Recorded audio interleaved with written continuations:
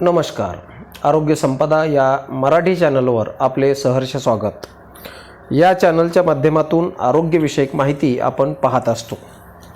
आज पोट साफ न होणे किंवा बद्धकोष्ठता या समस्येवर आपण बोलणार आहोत. मित्रांनो, प्रत्येक घरात आपणाला एक तरी व्यक्ती अशी असते की जिचं पोट साफ होत नाही अशी तक्रार करत असते. मित्रांनो, आपण दिवसभर अनेक प्रकारचे अन्नपदार्थ खात असतो. त्यापासून वेस्ट प्रोडक्ट म्हणून ते मलाच्या स्वरूपात बाहेर पडत असतात. हे वेळच्या वेळेला बाहेर पडणे गरजेचे असते. बऱ्याच वेळेला तसे होत नाही आणि त्यातून पोट साफ न होण्याचा किंवा शौचास साफ न होण्याची समस्या निर्माण होते. याला मलावष्टंभ असेही म्हणतात. खरं तर ही आरोग्याची तक्रार आहे, आजार नव्हे तर ही समस्या आहे. बरेच जण मग वेगवेगळे आयुर्वेदिक काढे, चूर्ण, टॅब्लेट्स, सिरप घेतात व या समस्येतून मार्ग काढण्याचा प्रयत्न करतात. बऱ्याच जणांची ही समस्या थोड्या प्रमाणात कमी होते, पण बऱ्याच जणांना त्याची सवय लागते. त्रास कमी होण्याऐवजी वाढतच जातो. तुम्हालाही असेच होत असल्यास हा व्हिडिओ शेवटपर्यंत पहा.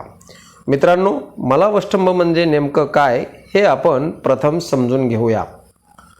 जर तुम्हाला दिवसातून एकदा तरी पोट व्यवस्थित साफ होत नसेल तर ही समस्या तुम्हाला आहे असं समजा.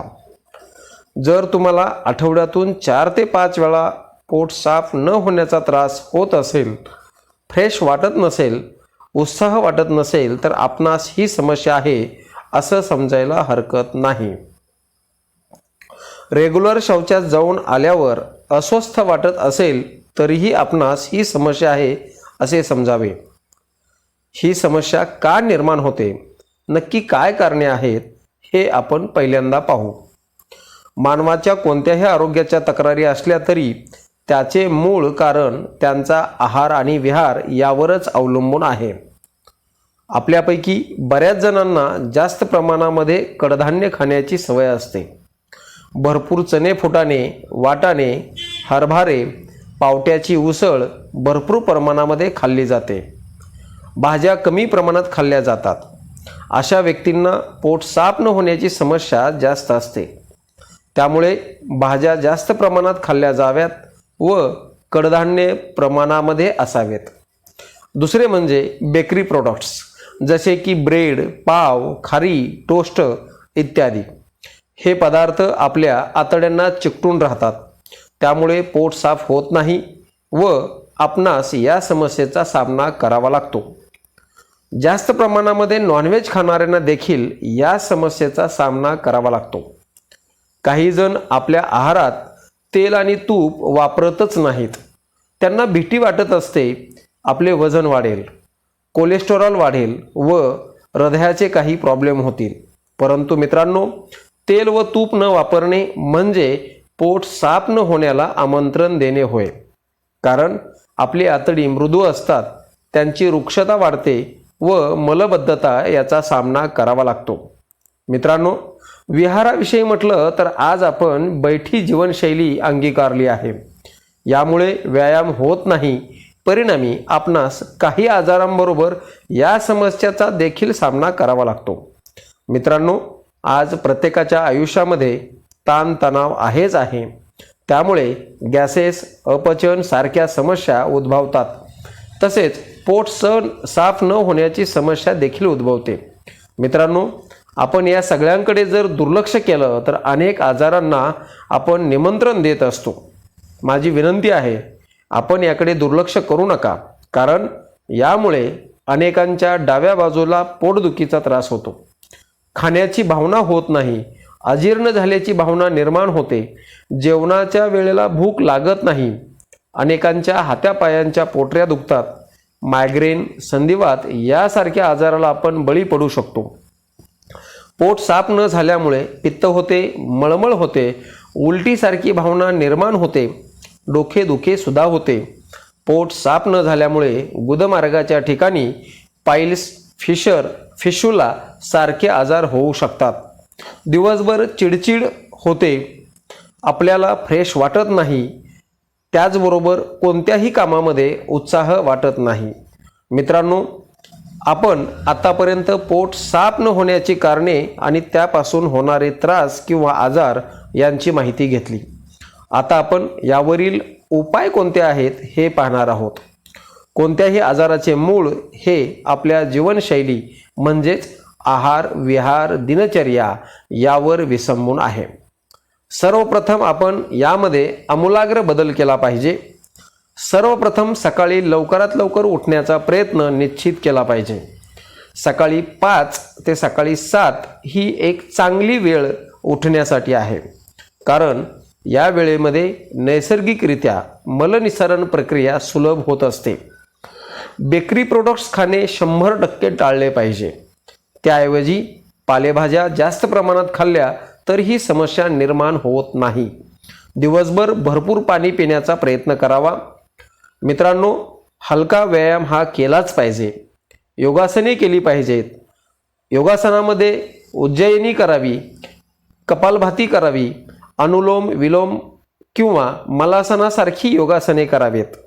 त्याने पोट साफ होण्यास मदत होते. मलासन करताना नाकावाटे श्वासोच्छवास घेऊन तोंडाने सोडावा. मित्रांनो, आपण अजून काही उपाय यामध्ये पाहणार आहोत. दररोजच्या जेवणामध्ये प्रामुख्यानं दुपारी आणि रात्रीच्या जेवणा अगोदर 15 मिनिटे 1 कप गरम पाणी घ्या. त्यामध्ये 1 चमचा तूप, चिमूटभर मीठ टाका आणि ते मिश्रण चहासारखे प्या. त्याने आपलं पोट साफ होण्याचा त्रास जो आहे न होण्याचा त्रास तो 100% कमी होईल. मित्रांनो, आंब्याचे झाड सर्वांच्या घरी असते. आंब्याची पाने किंवा सीताफळाचे पाने सकाळी चावून खाल्ले तर पोट साफ न होण्याची समस्या नाहीशी होते. मित्रांनो, सकाळी उठल्याबरोबर 1 ते 2 ग्लास कोमट पाणी प्यावे. बऱ्याच जणांना हे पाणी पित असताना मळमळ झाल्यासारखे वाटते, कारण रात्री आपण ब्रश न केल्यामुळे असे होऊ शकते. रात्री ब्रश आपण जर केला तर मळमळ होण्याचा त्रास 100% होणार नाही. मित्रांनो, पोटाला अभ्यंग करावे. रात्री झोपताना 1 चमचा खोबरेल किंवा तिळाचे तेल घ्यावे.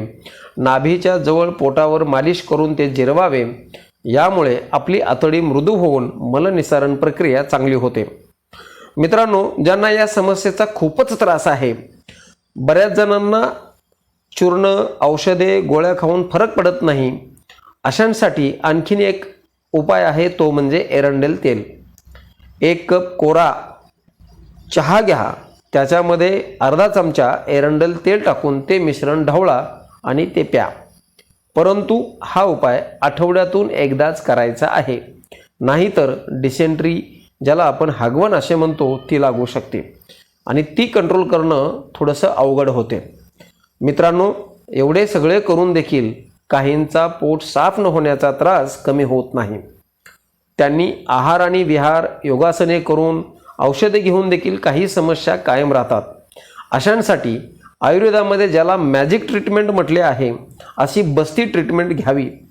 मित्रांनो, बस्ती म्हणजे काय तर आयुर्वेदिक चूर्ण, तेले, काढे, औषधे गुदमार्गातून पोटात सोडली जातात. त्यामुळे आतड्याला चिकटलेला मलभाग निघतो. आतड्यांची क्षमता वाढते. आतड्यांची रुक्षता कमी होते.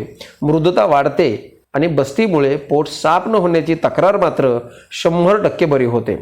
मित्रांनो, आपण वेगवेगळे चूर्ण, काढे, औषधे, वेगवेगळ्या टॅबलेट्स, सिरप घेण्यापेक्षा आहार, विहार म्हणजेच आपली दिनचर्या बदलून जीवनशैलीत योग्य असे बदल केल्यास पोट साफ न होण्याच्या समस्येवर कायमची मात करू शकतो.